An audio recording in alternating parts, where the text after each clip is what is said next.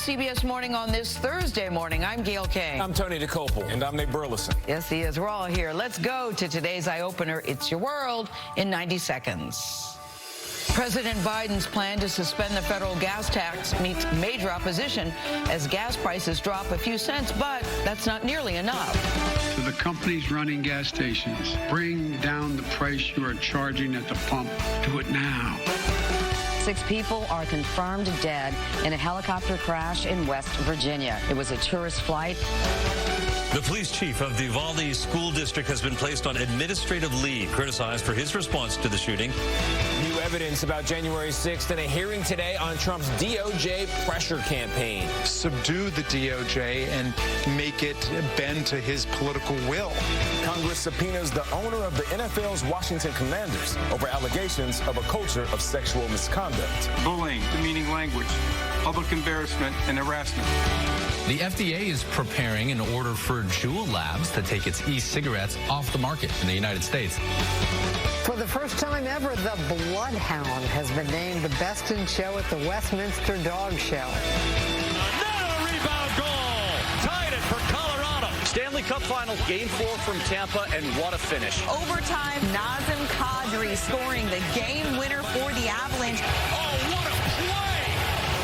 President Biden called on Congress for a 3-month suspension of the federal gas tax. This so-called gas tax holiday would potentially cut 18 cents per gallon during the busiest travel months. He really is like a grandfather. He literally wants to hand the American people less than a quarter and be like, don't spend it all at once, huh?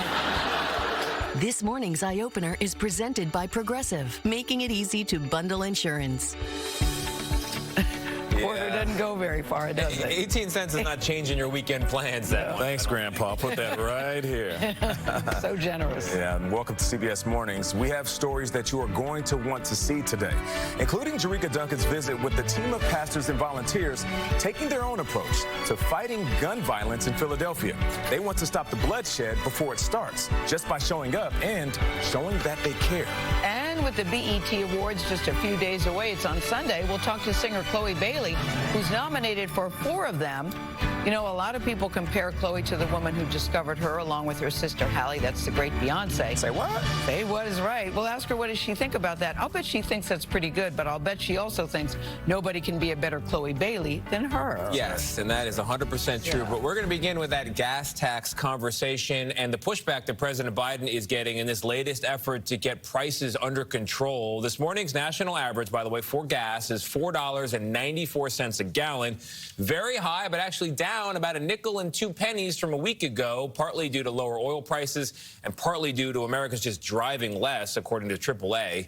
Now, the president thinks that prices will drop much more if Congress suspends the federal gas tax, but he's getting some serious resistance on Capitol Hill, including from Democrats. Ed O'Keefe is at the White House for us, tracking all of this. Ed, what's happening here?